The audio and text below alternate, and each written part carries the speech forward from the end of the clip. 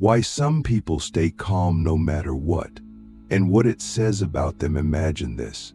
The world is falling apart around you.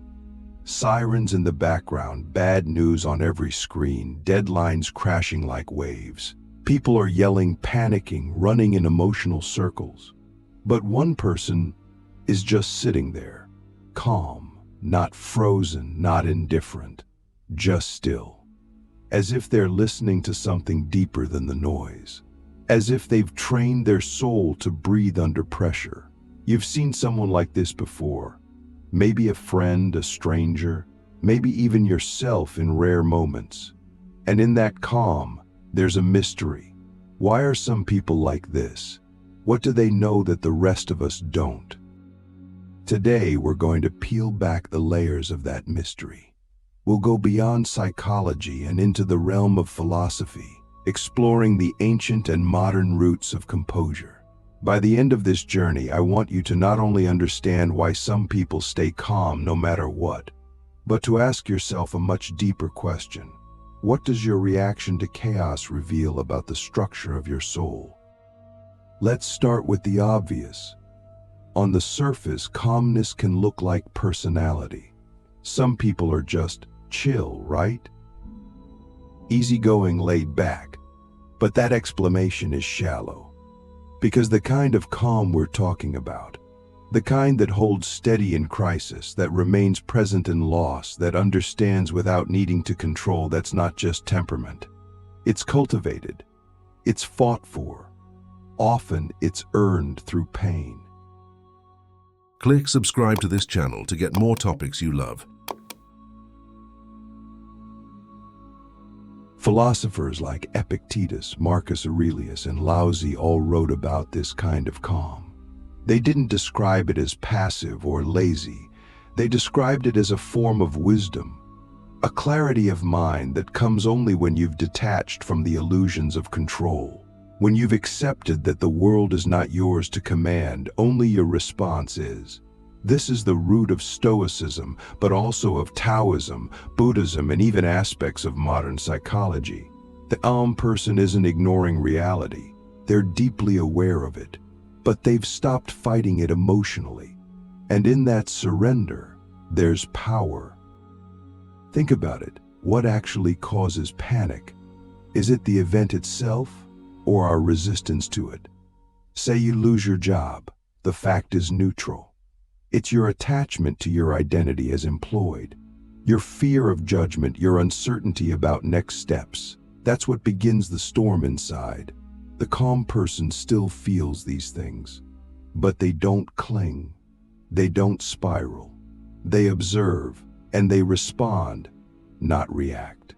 And that difference between reacting and responding is massive. It's the difference between being a puppet of emotion and being the author of your own presence. Now, here comes a difficult question. What if chaos in your life is not what destroys you, but reveals you? What if every crisis is a kind of mirror, a test that shows you what you're rooted in?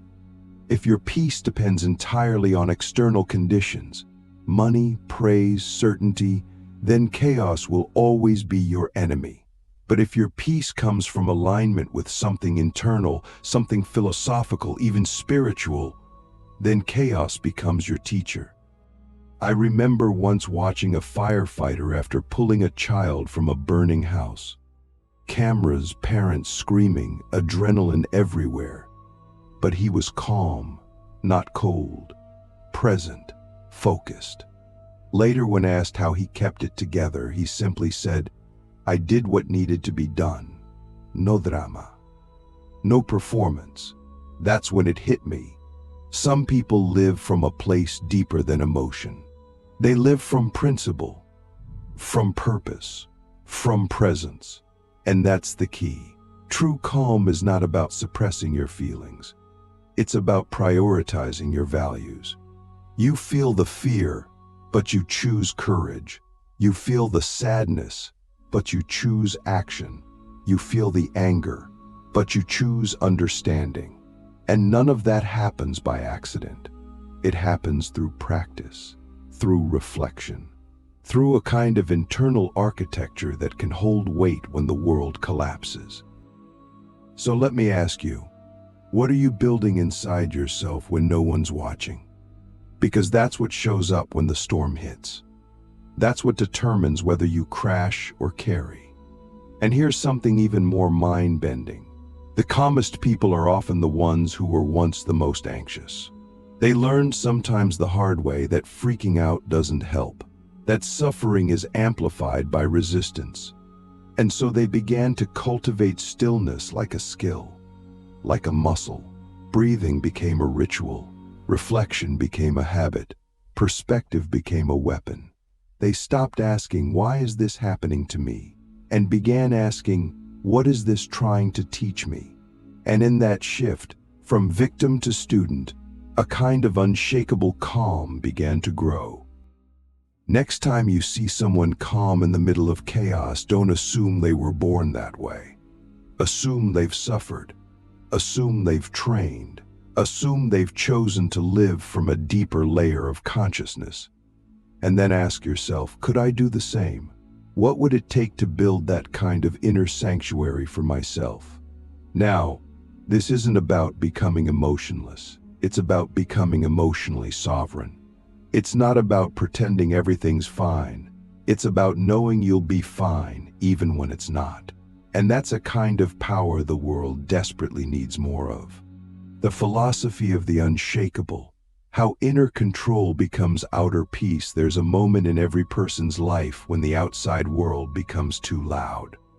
It could be a betrayal, a diagnosis, a financial collapse, or even just the slow erosion of meaning. The noise rises, the structure wobbles, and we feel like we're about to be swallowed whole. And yet, there are some people who in that very moment become still. Not because they don't feel the weight, but because they've built something stronger within.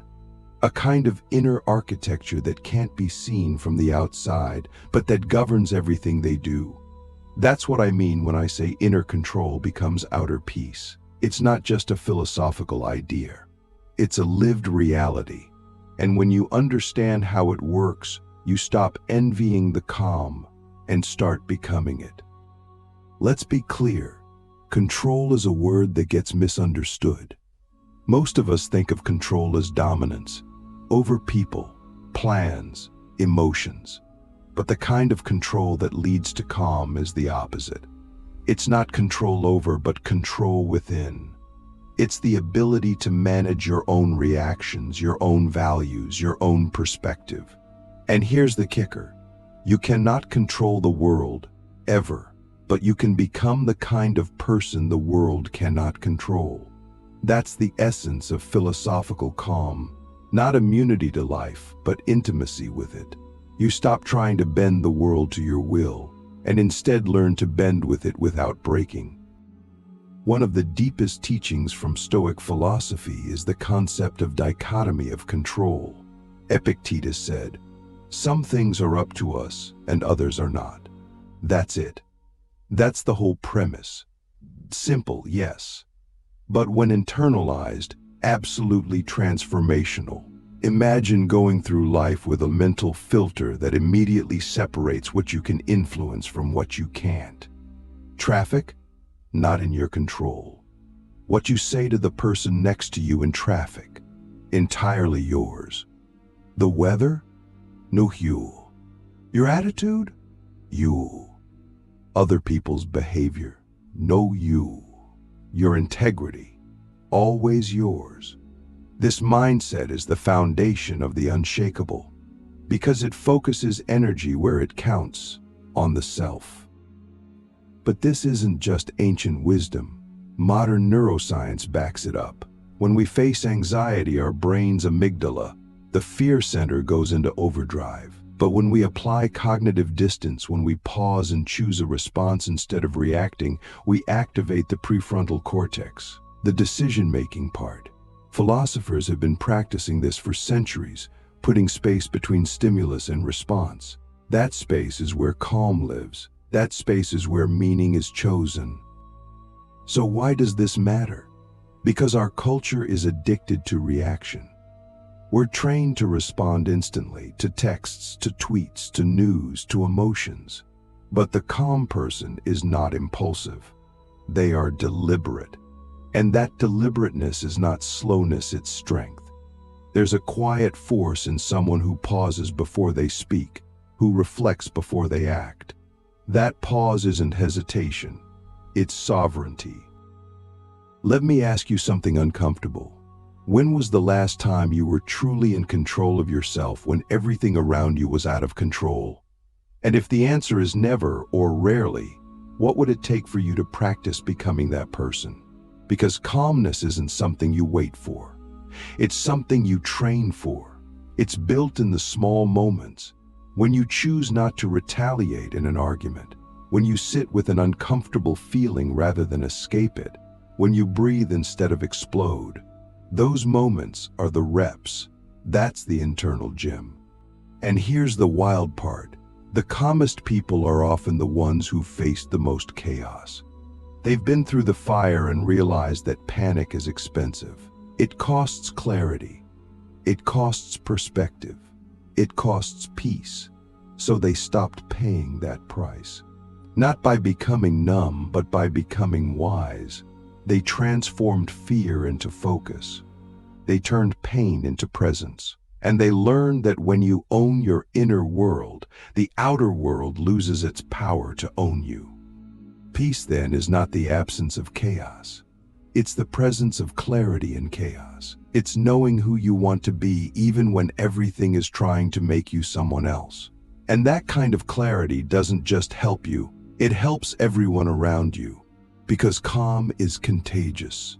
When one person in a room is still, others begin to slow down.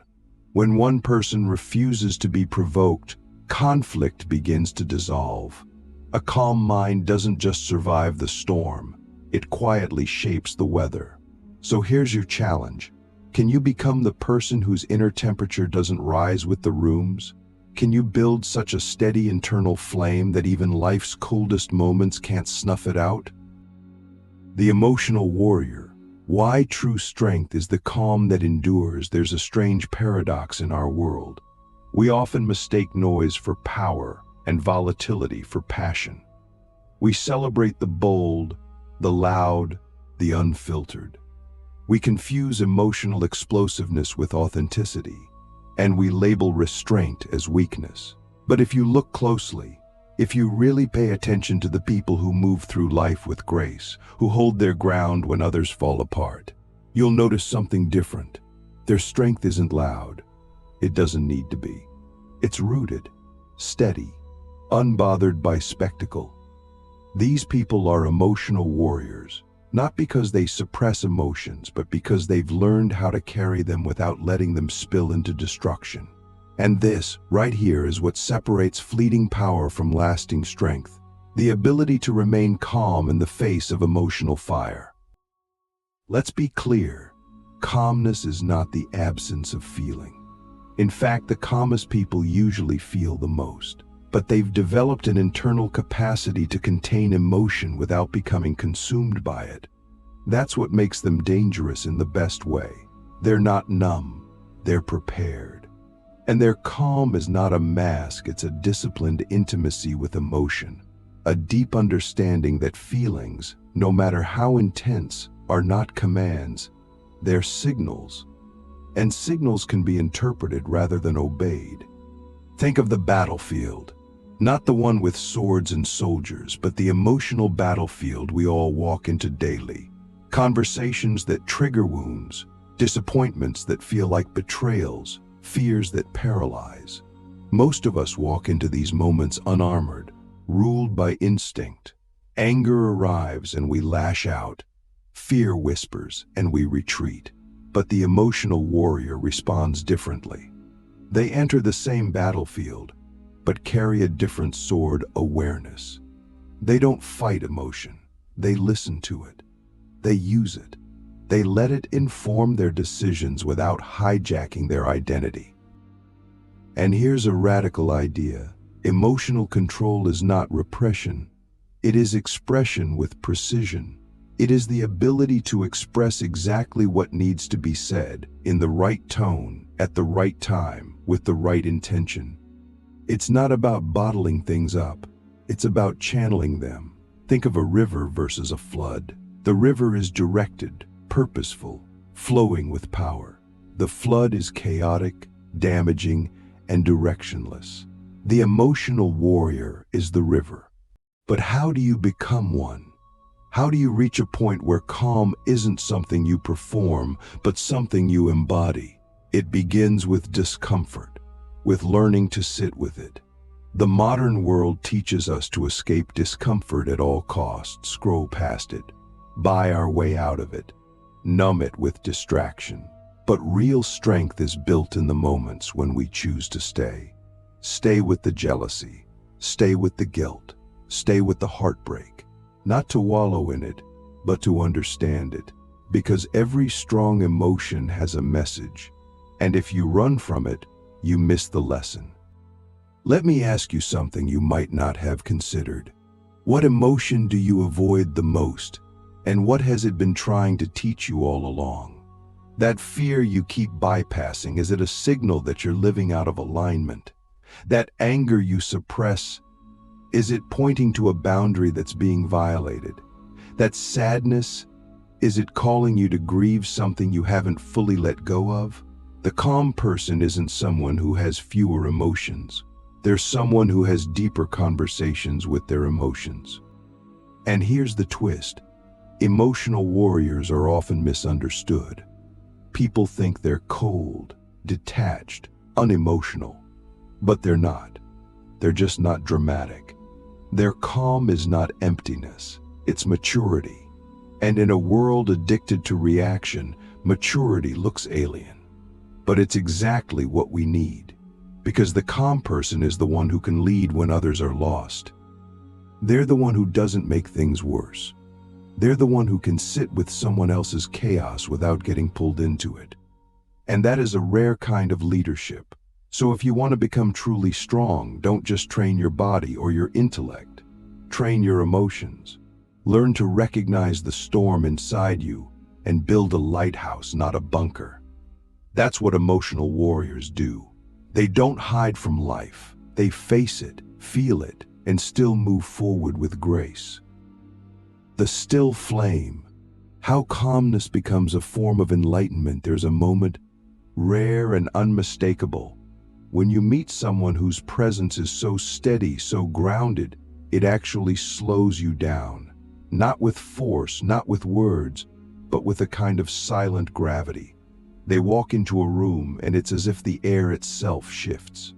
Tension dissolves. People speak more intentionally. Chaos loses its grip. These people aren't just calm, they are calmness itself. And when you witness it, you realize something profound. This isn't just a personality trait. This is a spiritual state, a form of enlightenment that's not about floating above life, but standing fully inside it, unmoved, yet deeply engaged. That is the still flame. It doesn't flicker in the wind. It burns from within. But how does calmness rise to this level? How does it go from being a coping mechanism to becoming a form of transcendent awareness? The answer lies in one word: detachment. Not the cold, isolating kind, but the liberating kind. The kind that comes from no longer needing life to go your way in order to feel whole.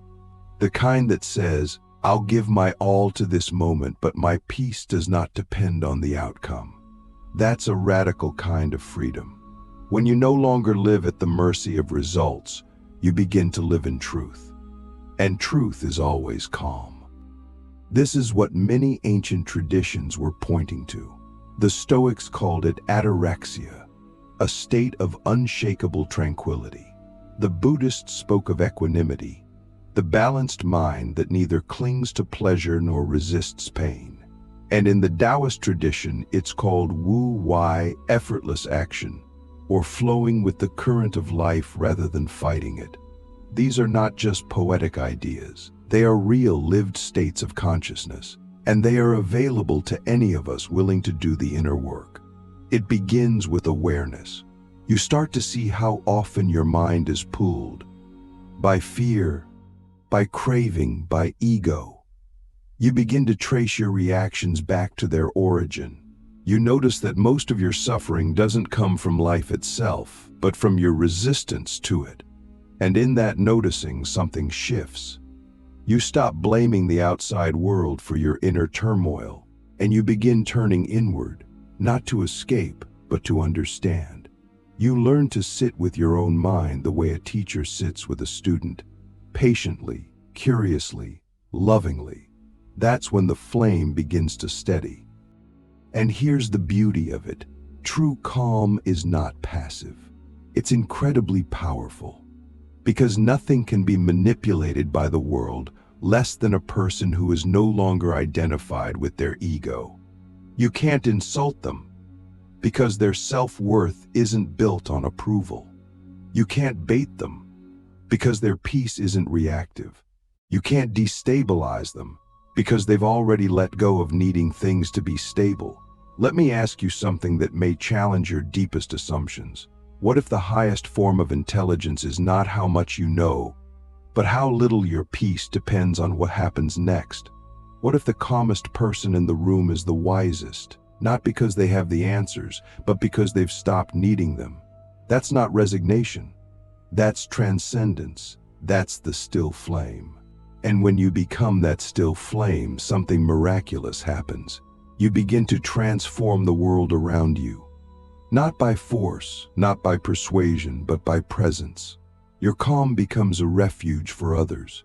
Your clarity becomes a compass. And your very existence becomes a quiet revolution against a world addicted to noise. You don't have to fix everyone. You just have to burn steady enough that others remember they can too. So here we are at the end of this journey, and maybe the beginning of another. You came asking why some people stay calm no matter what. And now, maybe you understand, they're not avoiding life. They've mastered how to live in it. They've stopped outsourcing their peace.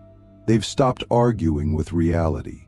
They've become still, not because they don't feel, but because they've felt everything and chosen to keep their flame alive anyway. And now, the question turns back to you. Will you become the still flame in your own life? Will you choose calm not as an escape, but as a form of power? Will you become the presence that others feel even in silence? Because the world doesn't need more noise. It needs more people who burn quietly and never go out. Thank you for watching.